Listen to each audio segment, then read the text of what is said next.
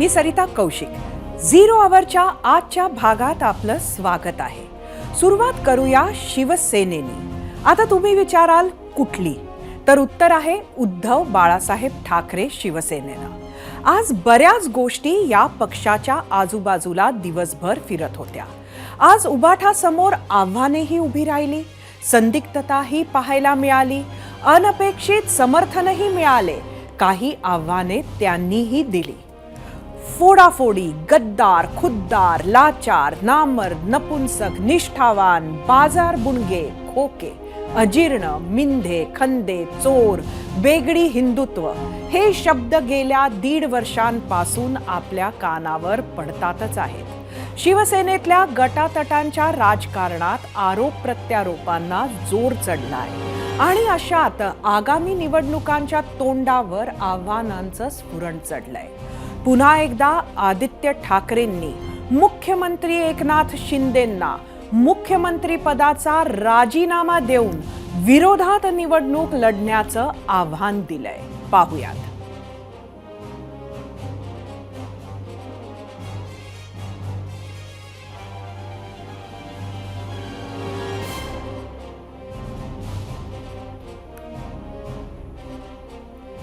मुख्यमंत्र्यांना 1 वर्षापासून सांगतोय, 1.5 वर्षापासून सांगतोय की त्यांनी त्यांच्या मुख्यमंत्री पदाचा आणि आमदारकीचा राजीनामा द्यावा आणि माझ्यासमोर वळीतून लढावं. ते नसेल तर मी त्यांच्यासमोर ठाण्यातून तयार आहे. पण हीच महत्त्वाची गोष्ट आहे की ह्या जरी चर्चा होत असल्या तरी निवडणूकच होत. यावर आम्ही तुम्हाला प्रश्न विचारला आहे. तो प्रश्न पाहण्यासाठी जाऊया आपल्या पोल सेंटरवर. आजचा आमचा पहिला प्रश्न होता, जर आदित्य ठाकरे आणि एकनाथ शिंदे एकमेकांविरोधात निवडणूक लढले तर कोण विजयी होईल? तुम्हाला सांगायचं होतं आदित्य ठाकरे की एकनाथ शिंदे. सरकार निवडणुका घेत नाही, त्यावरूनही आदित्य ठाकरेंनी चांगलाच समाचार घेतला. एकीकडे विधान भवनाबाहेर आदित्य ठाकरे सरकारला घेरत असताना ठाकरेंचे कट्टर विरोधक मानल्या जाणाऱ्या नितेश राणेंनी थेट विधानसभेतून शिवसेना उबाठा पक्षाची कोंडी केली. उबाठा गटाचे नाशिकचे महानगर प्रमुख सुधाकर बडगुजर यांचे 1993 बॉम्ब स्फोटातील आरोपी सलीम कुत्ता सोबत पार्टीमधले फोटो आणि व्हिडिओ दाखवून खळबळ उडवून दिली. यावर फडणवीसांनी SIT मार्फत चौकशीचेही आदेश दिलेत. सलीम कुत्ता हा फरार अंडरवर्ल्ड डॉन दाऊद इब्राहिमचा साथीदार आहे. बडगुजर हे संजय राऊतांचे निकटवर्तीय असून नाशिकचे संपर्क प्रमुख असलेल्या संजय राऊतांना कुठेतरी धक्का देण्याचाही हा प्रयत्न असल्याचं सांगण्यात येत आहे. ललित पाटील ड्रग्ज कनेक्शन वरून सरकारला घेरण्याच्या प्रयत्नात असणारा उबाठा गट बडगुजर सलीम कुत्ता प्रकरणामुळे बॅकफुटवर गेल्याची चर्चा आहे. पाहूया हा रिपोर्ट.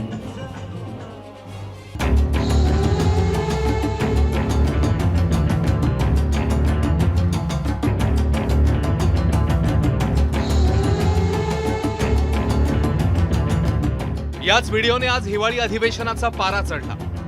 व्हिडिओ खासगी सोहळ्यातला आहे.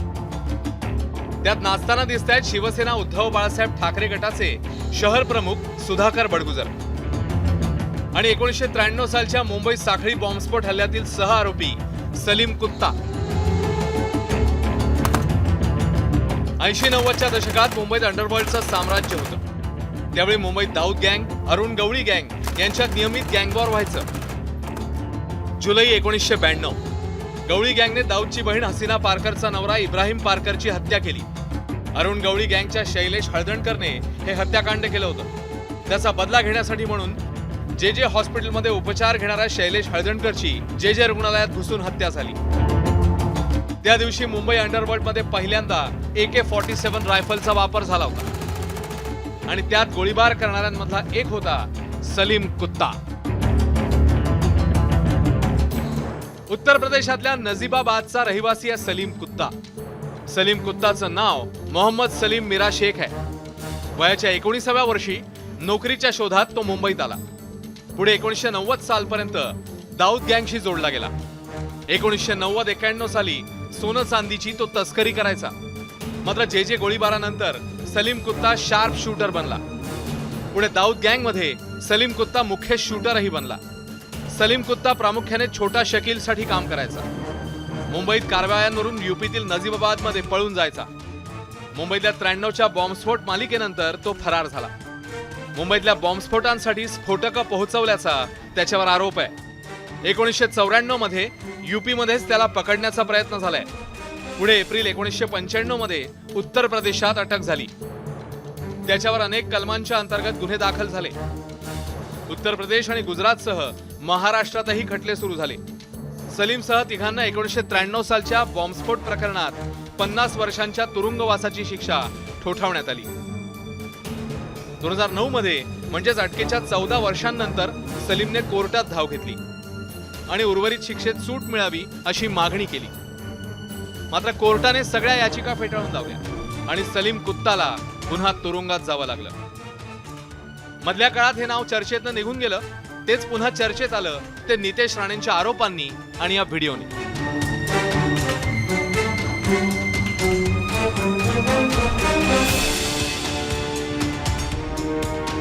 त्या सलीम कुत्ता हा मुख्य आरोपी म्हणून आज जन्मठेपाच्या निमित्त जेलमध्ये अध्यक्ष महोदय हा जेव्हा पेरोलवर बाहेर होता आणि पेरोलच्या बाहेर असताना शेवटच्या दिवशी अध्यक्ष महोदय दुसऱ्या दिवशी जेलमध्ये पेरोलच्या शेवटच्या दिवशी अध्यक्ष महोदय तो पार्टी करतो एका बरोबर. अध्यक्ष महोदय पार्टी कोणाबरोबर करतो तर उबाटा सेनेचा जो नाशिकचा महानगर प्रमुख सुधाकर बडगुजर ह्याच्याबरोबर अध्यक्ष महोदय पार्टी करतो.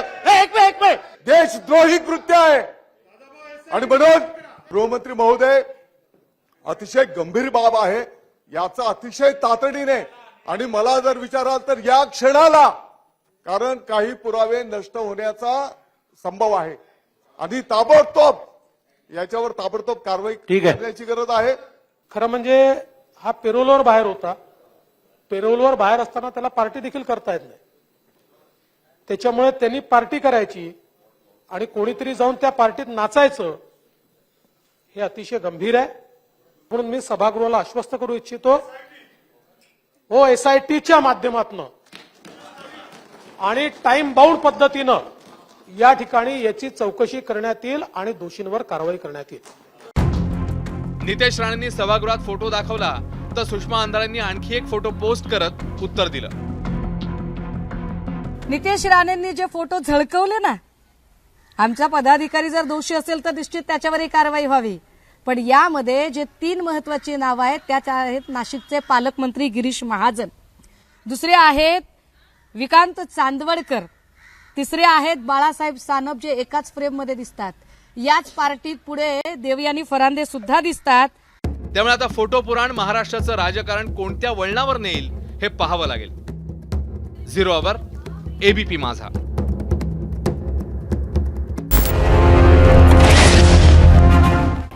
धारावी पुनर्विकास प्रकल्प मार्गी लावण्यासाठी राज्य सरकार प्रयत्नशील असून अडानी समूहाला काही सवलतीही देण्यात आल्या आहेत. या पुनर्विकास प्रकल्प योजनेत शेकडो कोटींचा TDR घोटाळा झाल्याचा आरोप उद्धव ठाकरेंनी केलाय.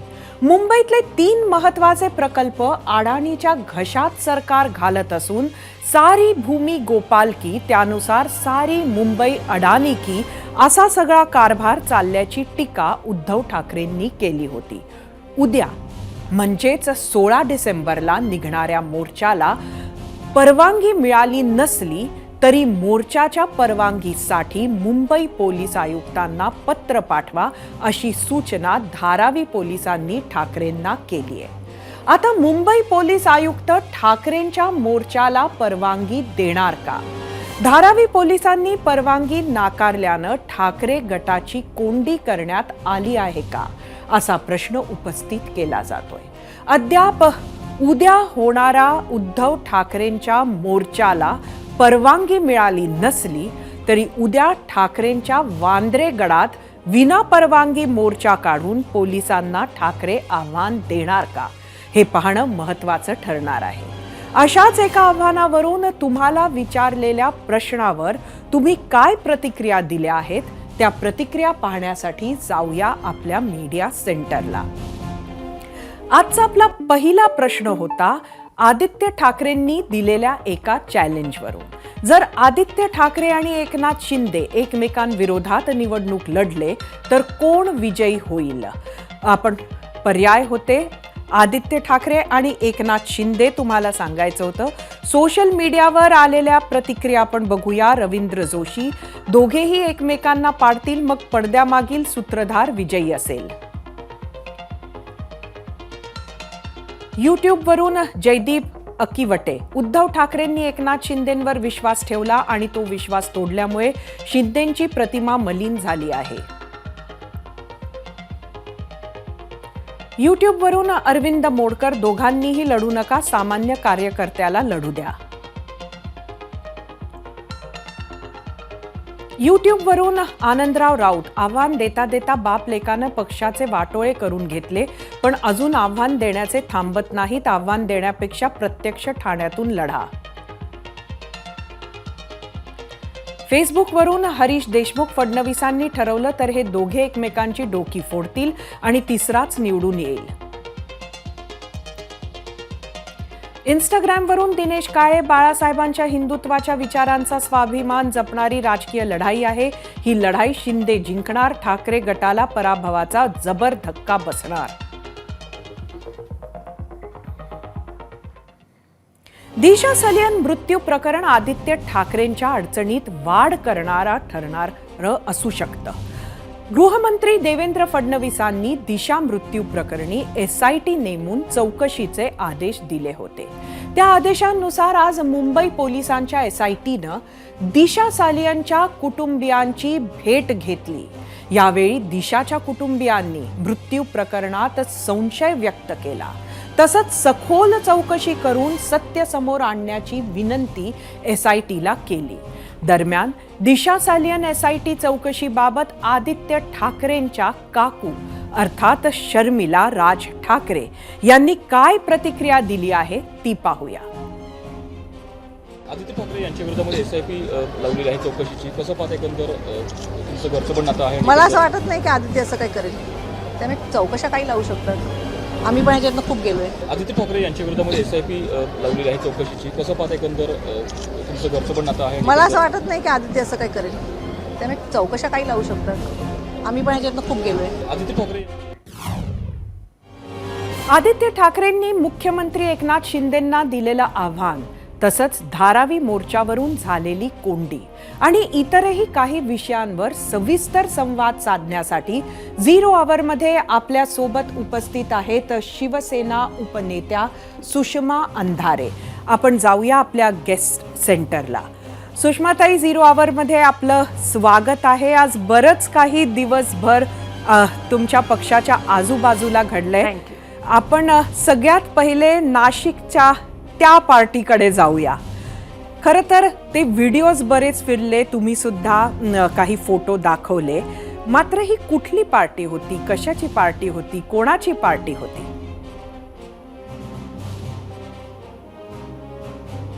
दाऊदच्या संबंधाने काही त्याच्या नातेवाईकांचं लग्न होतं वगैरे असा काहीतरी तो मजकूर आहे. आणि मी जे दाखवलं ते कुठलंही मॉर्फ केलेलं नाही दाखवलं, तर ABP माझा, TV9, G24 तास, न्यूज 18 लोकमत अशा अनेक वृत्तवाहिन्यांवरून जे एक पॅकेज करून ती बातमी दाखवलेली होती, मी त्यातला अख्खा व्हिडिओ दाखवलाय. ज्या व्हिडिओमध्ये विकांत चांदवडकर, आमदार बाळासाहेब सानप, देवयानी फरांदे, सीमा हिरे आणि सोबतच पालकमंत्री गिरीश महाजन अशी अनेक नावं आहेत. कदाचित नितेश राणेंना ती नावं त्यात असतील हे माहीत नसावं आणि ते असे दरवेळेला तोडघशी पडतात. पण ठीक आहे, हळूहळू तेही शिकत राहतील की कशा पद्धतीने वार करायचे असतात. एकंदरीत आजकाल असं दिसतं की कुठंतरी ज्याला आपण म्हणतो ना तेरे कमीज से मेरी कमीज सफेद कैसी, अशा पद्धतीचं एक आपल्याला दिसतं. एक आरोप झाला की आमच्यापेक्षा तुम्ही कसे जास्त वाईट आहात हे दाखवून दिलं की प्रश्न सुटतो. अशा ही पद्धतच जणू राजकारणात सुरू झाली आहे. नाही, मला असं वाटतं, मी मगाशी म्हटलं आणि आत्ताही, मी कायम कायद्याच्या चौकटीत राहून माझी मांडणी करते.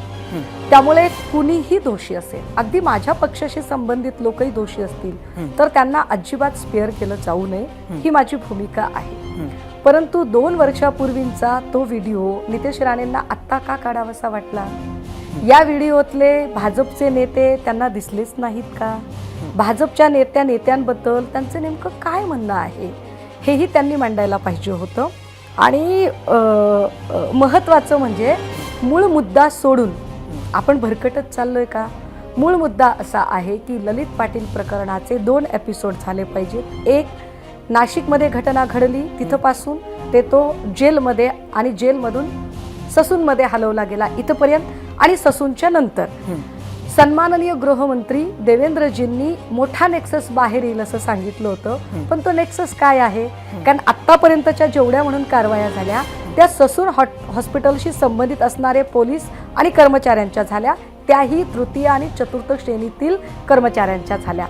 परंतु त्याच्या आधी नाशिकमध्ये कुणाच्या आशीर्वादाने कारखाना चालू होता? तो कारखाना असाच कसा काय चालू होता? संजीव ठाकूरला अजूनही अटक का होत नाही? तुमचं म्हणणं राजकीय नेत्यांची नावं समोर आली नाही असं आपलं म्हणणं आहे का? कारण शेवटी डीन पर्यंत लोक सस्पेंड झालेली आहेत. कुठल्या नेत्यांची? म्हणजे राजकीय नेत्यांची नावं आपल्याला अपेक्षित नाही झाली, तेच मला आपल्याला सांगायचंय. सरिताजी, मी आपल्याला लेट मी करेक्ट यू, आणि मला सभागृहाला सुद्धा सभागृहाच्या पटलावर सन्माननीय गृहमंत्री देवेंद्रजी यांनी धादांत खोटी माहिती दिली. डीन संजय ठाकूरचं अजिबात सस्पेन्शन झालेलं नाही. आता डीन डॉक्टर विनायक काळे म्हणून काम करत आहेत. संजीव ठाकूर यांना बाजूला केलं ते ललित पाटील प्रकरणाची कारवाई म्हणून नाही, तर डॉक्टर ललित पाटील आणि डॉक्टर विनायक काळे या दोघांचा मॅटमध्ये वाद चालू होता. मॅटने जे निर्देश दिले त्या निर्देशानुसार संजीव ठाकूरला त्या पदावरून दूर व्हावं लागलं. याच्यात ललित पाटील प्रकरणाची कुठलीही कारवाई झालेली नाही. ललित पाटील प्रकरणातल्या चौकशी समितीमध्ये संजीव ठाकूर दोषी आहे, मात्र अजूनही त्यांचं साधं सस्पेन्शन झालं नाही किंवा त्यांना अटक झाली नाही. आपण म्हणता ती गोष्ट बरोबर आहे सुषमाताई, आपण म्हणता ती गोष्ट अगदी बरोबर आहे, मी पण ते मान्य करते. मात्र आजचा म्हणजे ह्या गोष्टींवर आपण चर्चा केलेलीच आहे एबीपी माझावर. आजचा प्रश्न जो आहे, मला आनंद आहे सरिताताई की आपण हे सरिताताई मला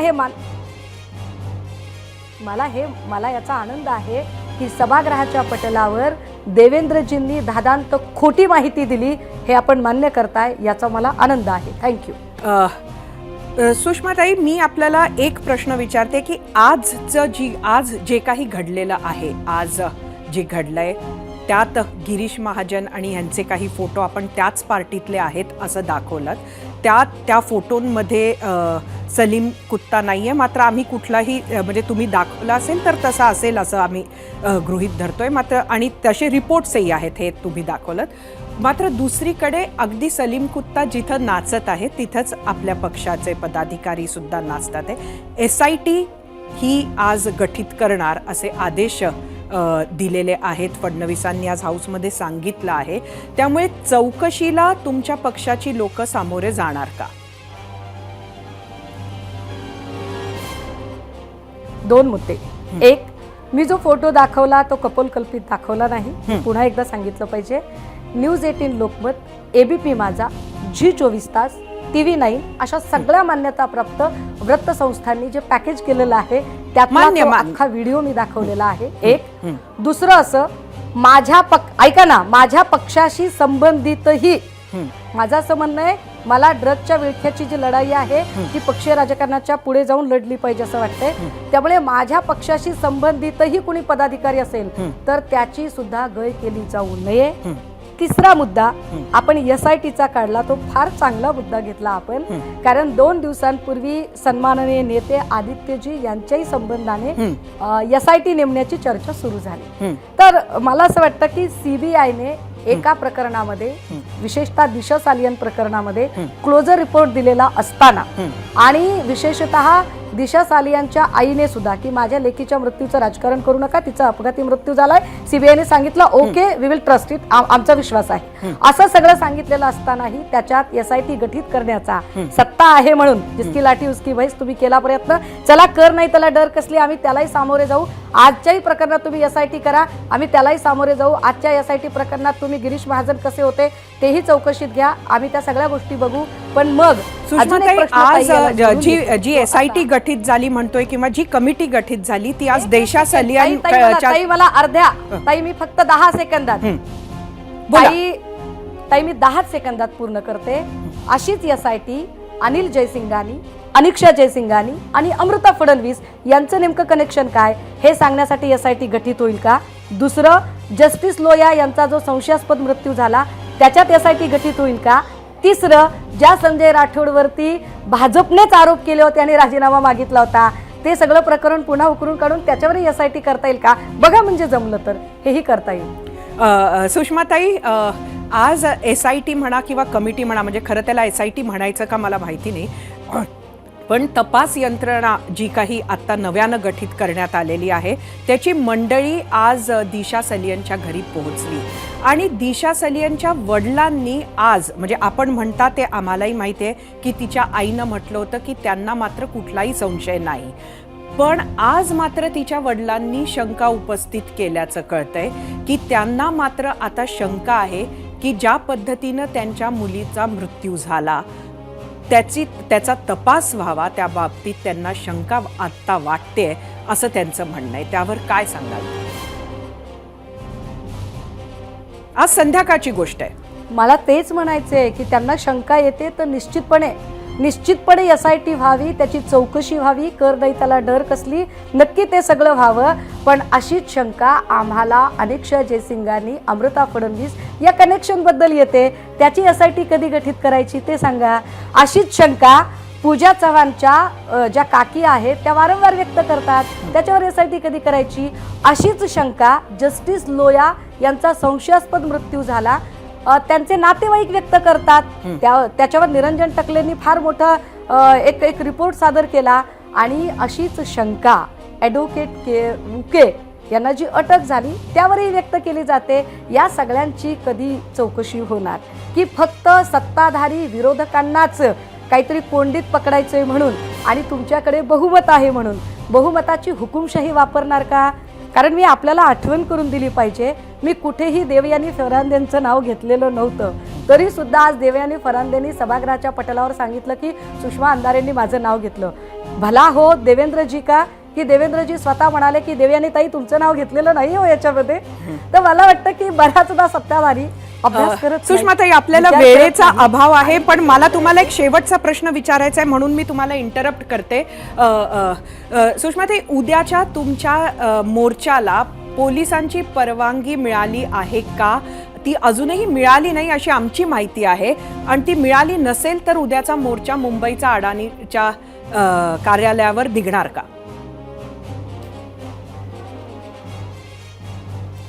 अदानीच्या विरोधात आम्ही मोर्चा ज्या दिवशी पुकारला त्या दिवसापासून आदित्यजींना घेरण्याचा प्रयत्न सुरू झाला. आम्ही अदानीच्या विरोधात मोर्चा काढतोय आणि अदानींचे परम मित्र भाजपाई आहेत आणि म्हणूनच आदित्यजींवरती SIT चौकशीची जी चर्चा आहे ती सुरू झाली. आता राहिला प्रश्न उद्याच्या मोर्चाचा की मग आम्हाला परमिशन नाही तर मोर्चा घेणार का? परमिशन आहे की नाही, we don't care about it.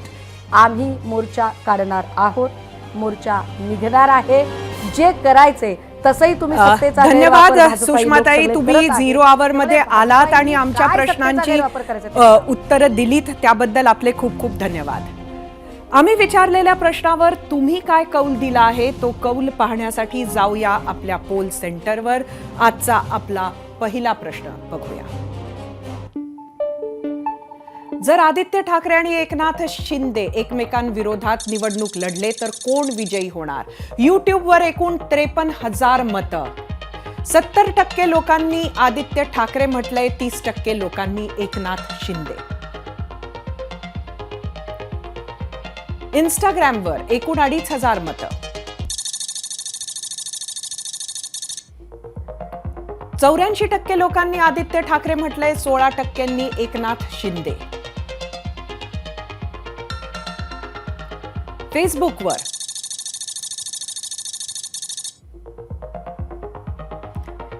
71% Aditya Thackeray म्हटले, 29% एकनाथ शिंदे.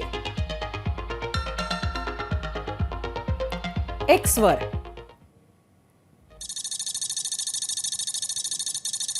80% लोकांनी आदित्य ठाकरे म्हटले, 20% एकनाथ शिंदे. एक नेता उठतो, दुसऱ्यावर बेफाम आरोप करतो. त्याच्या पाठोपाठ दुसरा नेता आरोपांचं त्याच्याच भाषेत खंडन करतो. सोबत 2-4 अतिरिक्त प्रत्यारोपही करतो. हाच खेळ सोशल मीडियावर शिफ्ट होतो. तिथे दोन्ही बाजूचे कार्यकर्ते समर्थक भिडतात, पातळी सोडतात, विषय वाहवत जातो, दिवस संपतो. पुन्हा दुसऱ्या दिवशी हाच खेळ नव्यानं सुरू होतो आणि पुढे चालू राहतो. हा प्रकार गेली 4-1 वर्ष महाराष्ट्राला जास्त पाहावा लागतोय. एक नेता झाकावा आणि दुसरा काढावा अशी तऱ्हा म्हणजे स्टाईल. एकेकाळी एक जाहिरात खूप प्रसिद्ध झाली होती, तेरी कमीज मेरे कमीज से सफेद कैसे. आज मात्र तुम्हारी कमीज पे मेरी कमीज से ज्यादा दाग कितने हा खेळ सुरू झाला आहे. आपल्यापेक्षा एखादा जास्तच वाईट आहे हे दाखवून दिले की आपल्यावर झालेल्या आरोपातून आपण मुक्त अशा पद्धतीनंच वक्तव्य असतात. त्यामुळे आपल्यावर झालेल्या आरोपांची फारशी कोणाला लाज वाटते असं वाटत नाही. किंबहुना कार्यकर्तेही त्याच नॅरेटिव्हमध्ये अडकून जातात. बरं, हे सगळं विधिमंडळाच्या बाहेर किंवा माध्यमांमध्ये सुरू असतं तोवर ठीक, पण पावसाळी अधिवेशन असो की हिवाळी अधिवेशन, तिथे सुद्धा फक्त आरोप प्रत्यारोपांचा खेळच पाहायला मिळतोय. या सगळ्या खेळात जनहिताचे मुद्दे, जनहिताचे प्रश्न मागे पडतात. त्यावरील चर्चेचा आवाज हवेतच विरून जातो. खरं तर अधिवेशनाचं कामकाज घराघरात लाईव्ह पोहोचतंय. आपले लोकप्रतिनिधी काय बोलतात, कसं बोलतात, कशावर बोलतात हे सगळं सामान्य जनता, सामान्य मतदार लक्ष देऊन ऐकत आहे. याचं भान आपले लोकप्रतिनिधी का ठेवत नाही त्याचा प्रश्न तरुण पिढी विचारत आहे. जनाचा नाही, मनाचा तरी विचार करून किमान अधिवेशनात तरी समाजाच्या हिताच्या मुद्द्यांकडे दोन्ही बाजू लक्ष देतील अशी माफक अपेक्षा ठेवूयात. शांतता प्रिय आणि सहिष्णू अशी भारतीयांची, हिंदू समाजाची, हिंदू संस्कृतीची जगात ओळख आहे. तसंच मंदिरांचा देश म्हणूनही भारताला ओळखलं जातं. काश्मीर ते कन्याकुमारी आणि आत्ताचं पाकिस्तान, कंबोडिया ते इंडोनेशिया, हजारो वर्षांपूर्वीची हिंदू मंदिरं आजही अस्तित्वात आहेत. प्राचीन काळात ही मंदिरं ऊर्जा आणि प्रार्थनेचं केंद्र होतं, पण सध्या ही मंदिरं पूजा आरतीची केंद्र झाली आहेत. दररोज भारतातील लाखो मंदिरांमध्ये कोट्यावधी हिंदू मोठ्या श्रद्धेनं, भक्तिभावानं मंदिरात देवापुढे नतमस्तक होतात आणि दानधर्मही करतात. आणि याच दानाच्या पैशांवरून विश्व हिंदू परिषदेनं महत्वाचा मुद्दा उपस्थित केला आहे. हिंदू मंदिरं आणि धार्मिक स्थळं सरकारी नियंत्रणापासून मुक्त करून हिंदू मंदिरांचे व्यवस्थापन हिंदू समाजाला सोपवलं पाहिजे अशी मागणी विश्व हिंदू परिषदेनं केली आहे. तसंच हिंदूंनी मंदिरात दान केलेलं धन फक्त हिंदूंच्या कल्याणासाठी वापरलं पाहिजे अशी मागणी विश्व हिंदू परिषदेनं केली आहे. पण ही काही पहिलीच मागणी आहे असं नाहीये. याआधी पंढरपूर विठ्ठल मंदिर सरकारी ताब्यातून मुक्त व्हावं यासाठी भाजपचे ज्येष्ठ नेते सुब्रमण्यम स्वामी यांनी पाठपुरावा केला होता. इतकंच नाही तर डॉक्टर सुब्रमण्यम स्वामींनी सुप्रीम कोर्टात धाव घेतली होती. सध्या हे प्रकरण कोर्टात आहे आणि आता त्यांच्या विश्व हिंदू परिषदेनंही मागणी केली आहे. तसंच ज्यांची हिंदू धर्मावर श्रद्धा नाही, जे हिंदू पूजा पद्धतीला मानत नाही, त्यांच्यासाठी हिंदू मंदिरात दान केलेलं हिंदूंचं धन का खर्च करावं असा प्रश्नही विश्व हिंदू परिषदेनं विचारलाय. यावरच आम्ही तुम्हाला एक प्रश्न विचारला होता. तो प्रश्न पाहण्यासाठी आपण जाऊया आपल्या पोल सेंटरला. हा आजचा आपला दुसरा प्रश्न. हिंदू मंदिरांवर सरकारऐवजी हिंदूंचंच नियंत्रण असावं, विश्व हिंदू परिषदेची ही मागणी पटते का? तुम्हाला सांगायचं होतं होय किंवा नाही. याच प्रश्नावर महाराष्ट्राचा कौल पाहायचा आहेच. मात्र विश्व हिंदू परिषदेची नेमकी मागणी काय आहे आणि काय आहे विश्व हिंदू परिषदेचं सरकार मुक्त मंदिरांसाठीचं मॉड्यूल? पाहूयात एक स्पेशल रिपोर्ट. मंदिरं ही सरकारी नियंत्रणात नको तर ती हिंदू समाजाच्याच नियंत्रणात असली पाहिजे. सरकारी नियंत्रण हे केवळ आत्ता मंदिरांसाठी आहे. चर्च किंवा मस्जिदीसाठी कुठेही सरकारी नियंत्रण नाही. हिंदू धन हे हिंदू कामाकरताच वापरलं पाहिजे. विश्व हिंदू परिषदेची मागणी आणि त्यांनी तयार केलेलं मॉड्यूल दोन्हींचा विचार केला आणि त्यावर अंमलबजावणी केली तर एक गोष्ट नक्कीच लक्षात येईल आणि ती म्हणजे ही मागणी भाजपच्या अजेंड्यावरील सर्वात महत्त्वाच्या अशा समान नागरी कायद्यातील एक बाब पूर्ण करणारी ठरेल. त्यासाठी विश्व हिंदू परिषदेचे राष्ट्रीय महामंत्री मिलिंद परांडेंनी नेमक्या कोणत्या मागण्या केल्यात त्या पहा. असं आहे की मुख्यतः दक्षिण भारतातल्या 5ही राज्यांमध्ये म्हणजे कर्नाटक आहे, आंध्र आहे, तेलंगणा आहे, केरळ आहे आणि तामिळनाडू आहे. हजारो मंदिरं एकेका राज्यामध्ये ही सरकारी ताब्यामध्ये आहेत आणि या सगळ्या मंदिरांची जी अवस्था आहे ती पाहता एक आवश्यकता आपल्याला भासू लागलेली आहे की मंदिरं ही सरकारी नियंत्रणात नको तर ती हिंदू समाजाच्याच नियंत्रणात असली पाहिजे. आणि केवळ या 5 राज्यांमध्ये हा प्रश्न खूप मोठा आहे म्हणून मी त्यांचा उल्लेख केला. हा प्रश्न तर देशभर आहे. सरकारी नियंत्रण हे केवळ आत्ता मंदिरांसाठी आहे. चर्च किंवा मस्जिदीसाठी कुठेही सरकारी नियंत्रण नाही आणि त्यामुळे हा एक अन्याय आहे, एक पक्षपातपूर्ण व्यवहार आहे, तो दूर झाला पाहिजे. दुसरी गोष्ट अशी आहे की सुप्रीम कोर्टाने सुद्धा खूपदा म्हटलेलं आहे की म्हणजे मंदिरं चालवणं हे सरकारचं काम नाही आहे. पैशाचं प्रबंधन, व्यवस्थांचा विषय, ज्या प्रॉपर्टीज आहेत त्याचं प्रबंधन आणि कुठल्याही प्रकारचे वादविवाद आले तर ते कसे सोडवायचे त्या सगळ्याचा साकल्याने विचार करून हा विषय झालेला आहे. दुसरा विषय हिंदू धन हिंदूंसाठी आणि म्हणून ही मंदिरं समाजाभिमुख बनली पाहिजे ही आपला दृष्टिकोन आहे. मंदिराचं धन केवळ डेकोरेशन करता, सजावटी करता उपयोगात नको यायला, तर धर्माचा प्रचार झाला पाहिजे. दुसरी गोष्ट समाजाच्या सेवेचे विषय मंदिराच्या धनातून उभे राहिले पाहिजे. या मंदिरांची ती शक्ती आहे आणि जी कमजोर मंदिर आहे त्यांची चिंता सक्षम मंदिरांनी केली पाहिजे ही सुद्धा आपली कल्पना आहे. याच मागण्या पूर्ण झाल्या तर इतर धर्मांच्या प्रार्थना स्थळांना जे स्वायत्त अधिकार आहेत तसेच अधिकार हिंदूंच्या मंदिरांनाही मिळतील आणि हीच समानता भाजपलाही अपेक्षित आहे. खरं तर समान नागरी कायद्याकडे वाटचाल आधीच सुरू झाल्याची चर्चा भाजपच्या गोटात आहे आणि त्याला पूरक असे निर्णय भाजपनं गेल्या 2 वर्षांमध्ये घेतले आहेत. ट्रिपल तलाकचा कायदा आणला, मुस्लिम महिलांच्या हक्कात आमूलाग्र बदल घडला, अनुच्छेद 370 हटवलं, एक देश एक कायदा लागू झाला, काश्मीरातील स्त्रियांसाठी डोमेसाईलच्या कायद्यात बदल केला. हे सगळे निर्णय नागरी कायद्यांच्या अंतर्गत येतात आणि आता याच यादीत मंदिरांचा मुद्दा येऊ शकतो. गेल्या वर्षी पांचजन्य प्रकाशनकडून समान नागरी कायद्यासंदर्भात एक ट्विट केलं होतं. पांचजन्य प्रकाशन हे राष्ट्रीय स्वयंसेवक संघांच्या विचारसरणीचं आहे आणि मोदींच्या दुसऱ्या कार्यकाळात संघाच्या अजेंड्यावरची कामं होताना दिसतात. म्हणूनच पांचजन्यच्या ट्विटला महत्त्व आलं आणि आता विश्व हिंदू परिषदेची ही मागणी. त्यामुळे मोदी सरकार अयोध्येतील भव्य राम मंदिरांच्या लोकार्पणानंतर देशभरातील मंदिरांना सरकार मुक्त करून समान नागरी कायद्याच्या दिशेनं एक पाऊल पुढे टाकणार का हे लवकरच कळेल. रजत वशिष्ठसह 0 आवर, ABP माझा. विश्व हिंदू परिषदेनं मंदिरातील दान स्वरूपात आलेल्या पैशांबाबत पहिल्यांदाच मुद्दा उपस्थित केलाय असं नाही.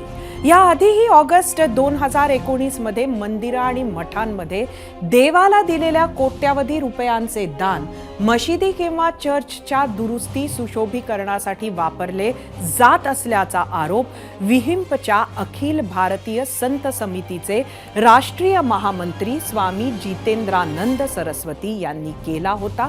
हिंदू देवस्थाने आणि त्यांची मालमत्ता यावर सरकारी मालकी अधिकार असतो, पण मशिदी, चर्च इत्यादींसाठी त्या त्या धर्माचे बोर्ड नियुक्त करण्यात आले आहेत. मुस्लिमांसाठी असलेल्या वक्फ बोर्डाकडे भारतीय सैन्य आणि रेल्वे नंतर सर्वाधिक जमीन आहे. 2009 मध्ये वक्फ बोर्डाकडे 4 लाख एकर जमिनीवर मालमत्ता पसरली होती, पण 2022 पर्यंत वक्फ बोर्डाच्या मालमत्तेत दुपटीनं वाढ झाल्याची माहिती काही हिंदू संघटना आणि हिंदू प्रकाशकांनी दिली आहे. वक्फ कायदा 1995च्या कलम 3 नुसार कोणतीही मालमत्ता मुस्लिम कायद्यानुसार पाक म्हणजेच पवित्र, धार्मिक किंवा धर्मादाय मानल्या जाणाऱ्या कोणत्याही कारणासाठी मालकीची मानली जाईल असे म्हटले आहे. त्यामुळे मुसलमानांना अमर्याद अधिकार देण्यात आले असून हिंदूसह अन्य धर्मीयांवर अन्याय होत असल्याची भावना ही या प्रकाशकांना व्यक्त झालेली आहे. या विषयाला अनुसरूनच आम्ही विचारलेल्या प्रश्नावर तुम्ही काय प्रतिक्रिया दिल्या आहेत त्या पाहण्यासाठी जाऊया आपल्या मीडिया सेंटरवर. आजचा आपला प्रश्न परत बघूया. हिंदू मंदिरांवर सरकारऐवजी हिंदूंचंच नियंत्रण असावं, विश्व हिंदू परिषदेची ही मागणी पटते का? सोशल मीडियावर आपल्याला ज्या प्रतिक्रिया आल्या आहेत त्या बघूया. एक्सवरून हनुमान कदम, कोणाचंही नियंत्रण असो पण पैसा योग्य रीतीनं वापरावा आणि हिंदू समाजाला मदत करावी. एक्सवरून हरीश साळवे, हिंदूंचा पैसा इतर समाजासाठी वापरू नये. यूट्यूबवरून संजय गरुड, सर्वच धार्मिक स्थळांचे कारभार शासनाकडे पाहिजेत, केवळ हिंदूंचेच नको. यूट्यूबवरून रवींद्र राऊत, हिंदू मंदिरातला पैसा हा हिंदूंचाच असतो, मग तो सरकारकडे का? बाकी दुसऱ्या धार्मिक मंदिरावर कब्जा करा, पाहू सरकारकडे किती अधिकार देतात. फेसबुकवरून सचिन पाटील, हिंदू समाजाचा पैसा धर्मप्रचार आणि प्रसारासाठी तसेच गौशाळा, धर्मशिक्षण आणि संस्कृती रक्षणासाठीच वापरावा आणि हिंदू मंदिरांवर हिंदूंचंच नियंत्रण असावं. आम्ही विचारलेल्या दुसऱ्या प्रश्नावर तुम्ही काय कौल दिला आहे तो कौल आपण पाहूया आपल्या पोल सेंटरवर.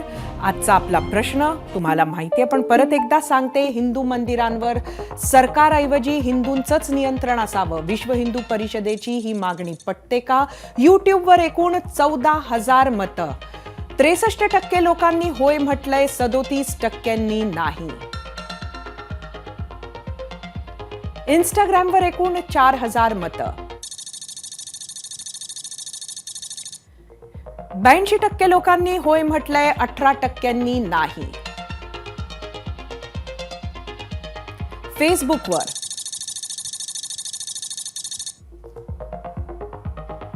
62% लोकांनी होय म्हटलंय, 38% नाही. एक्सवर बघूया.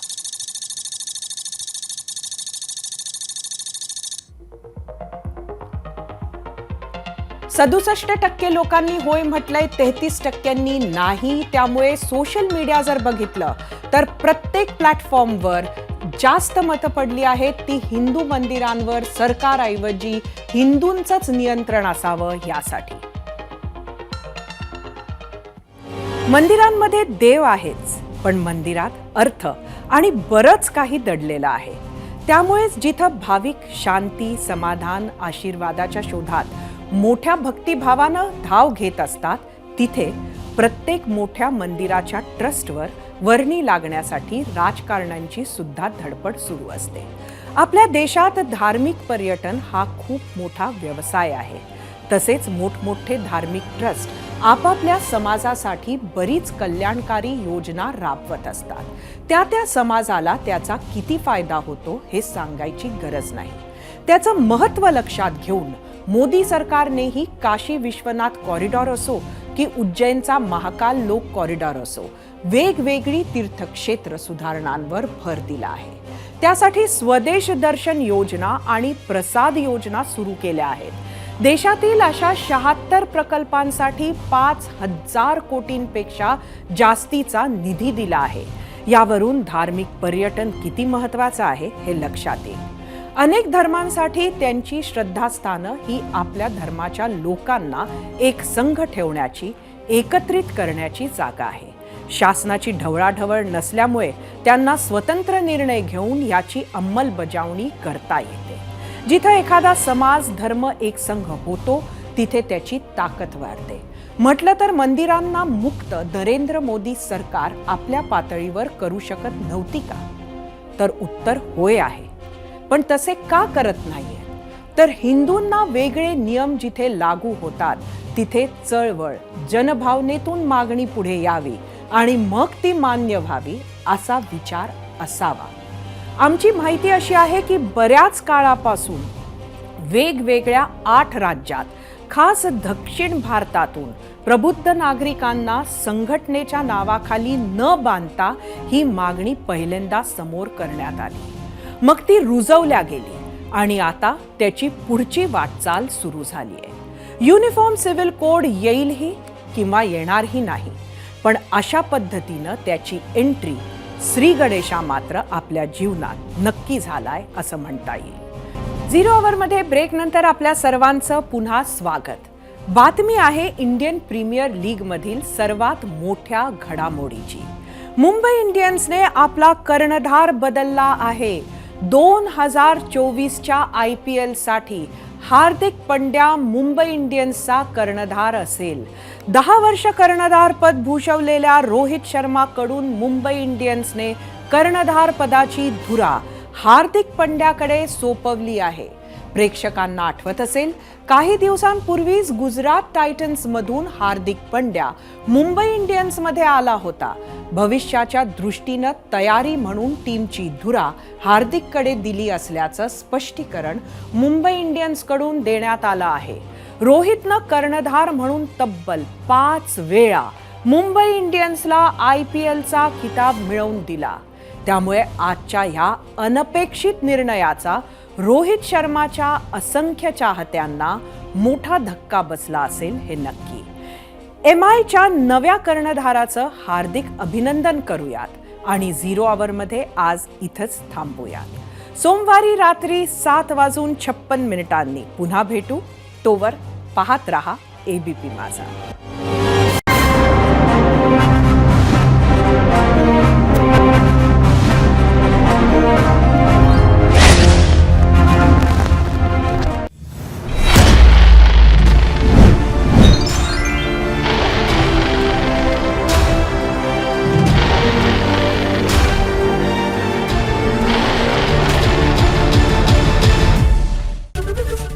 ABP माझा, उघडा डोळे बघा नीट.